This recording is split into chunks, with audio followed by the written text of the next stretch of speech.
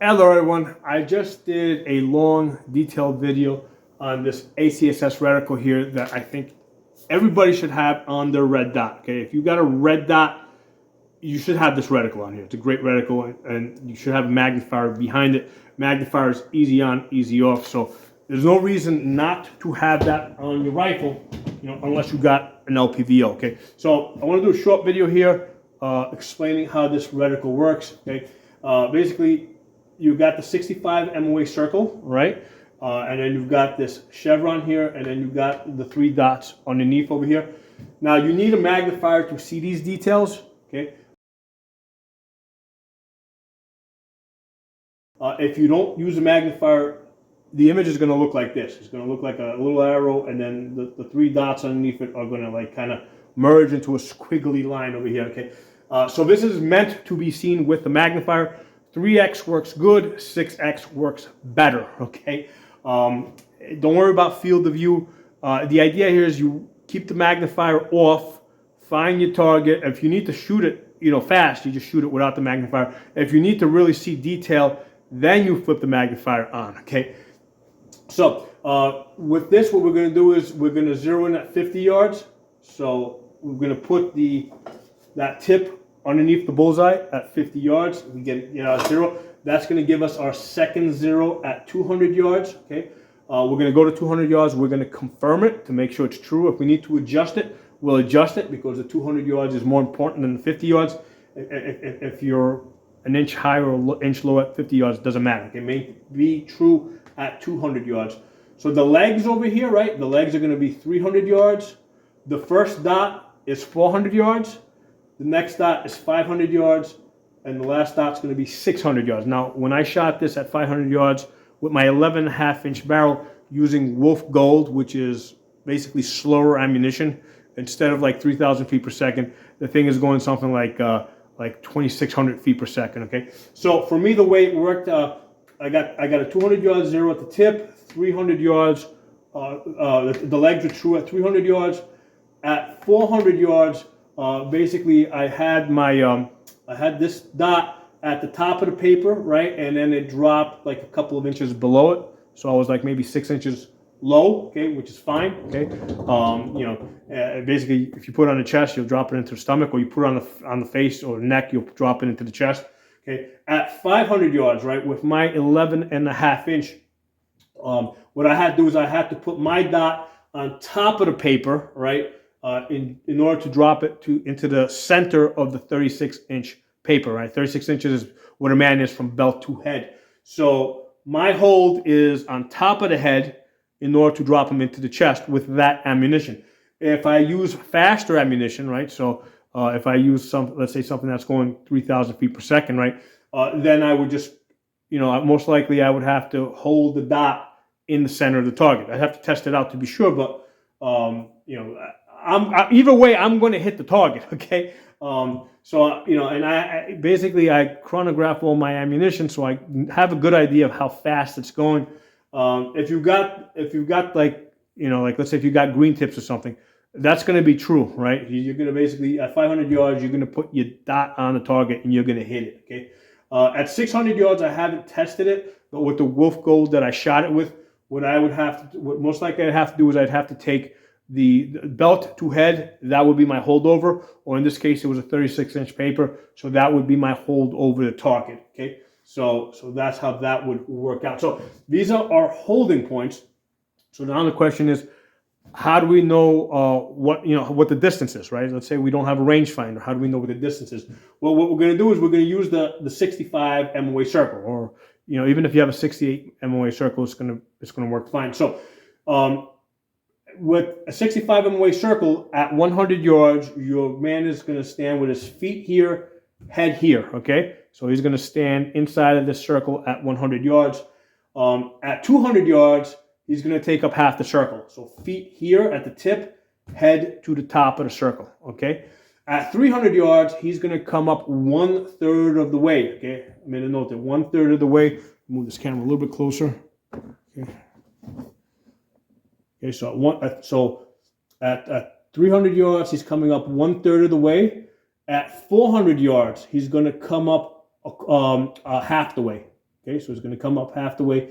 Feet here, head's going to come here. Now, if you have a circle dot, it usually has like these little 4 hashes here. At 500 yards, your man's going to be equal to like one of the little hashes. This reticle here doesn't have the hashes. So with this one, what we're going to do is at 500 yards, his feet are going to be at the dot down here, and his head is going to come up to the legs of the reticle. Okay. At 600 yards, your man's going to stand with his feet at the bottom of the dot, and then his head is going to come up to the top dot. Okay, so at 600 yards, he's going to take up the space of these 3 dots.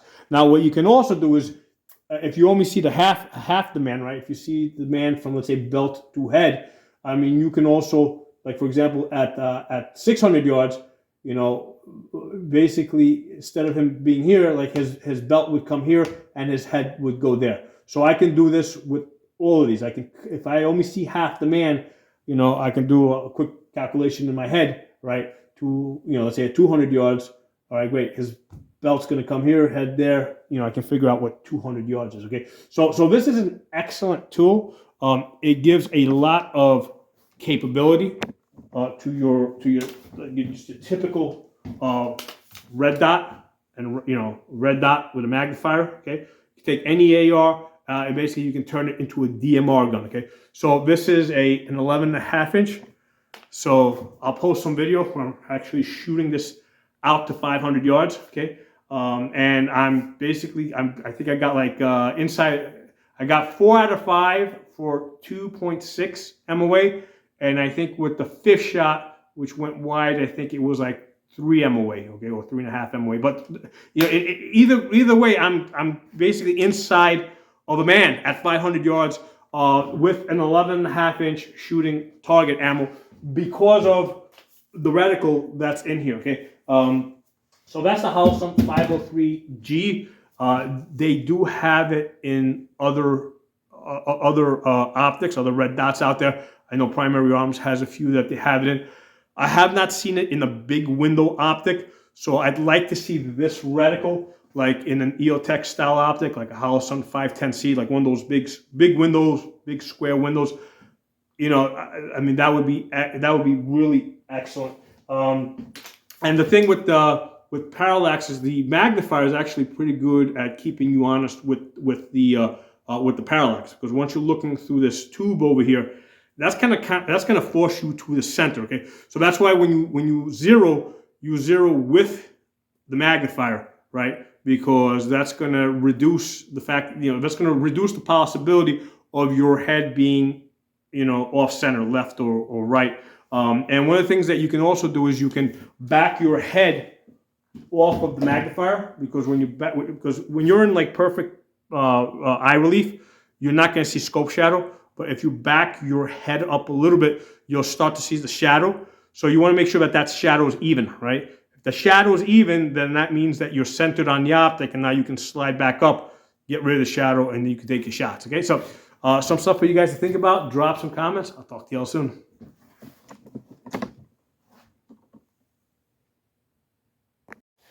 Hey, other thing I forgot to mention is for a 5-mile-per-hour wind, you would hold basically at the leg here, and you can do this all the way down for the different distances. If the wind is 10 miles per hour, you would just double it and follow that down.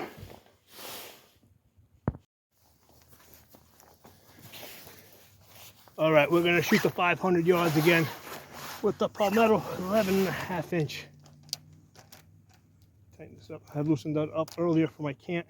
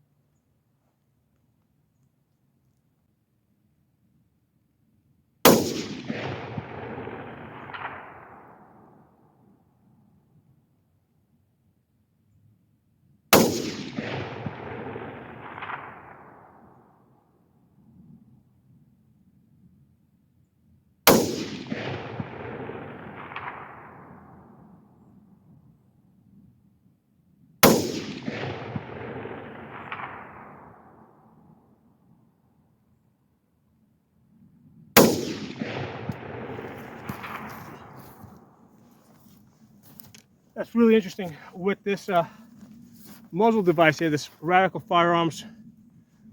I had to really mess up with the cant because the ground's so uneven here. So I had to play with the cant to get this bubble level. But with the with this Reticle Firearms Spitfire muzzle brake here, man, it's pretty. It's not a suppressor, but it comes pretty damn close because it's open in there. I can hear, like after the gun goes bang, I can hear the whistling. Like I can hear the bullets whistling down range, like whoosh. I've never been able to hear that before. So you can, after you go bang, you can hear the whistling down range. That's so cool. I've never heard that. I haven't shot suppressors in a very long time, and when I did shoot them, it was at pretty close distance. So that's really, really interesting. All right, so this time it looks like we got 4 out of 5 on the paper. Looks like the wind shifted. It was blowing them to the left a little bit because we got one in the middle.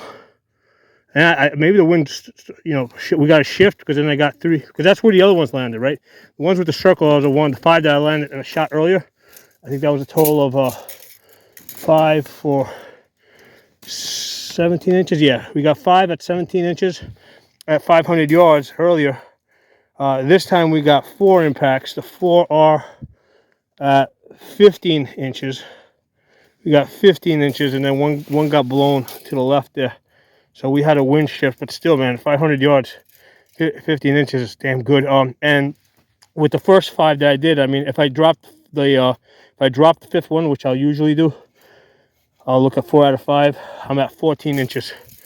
So we're getting pretty consistent, you know, 4 out of 5 for 15, you know, for about 14, 15 inches with this Wolf Gold out of the 11.5-inch barrel.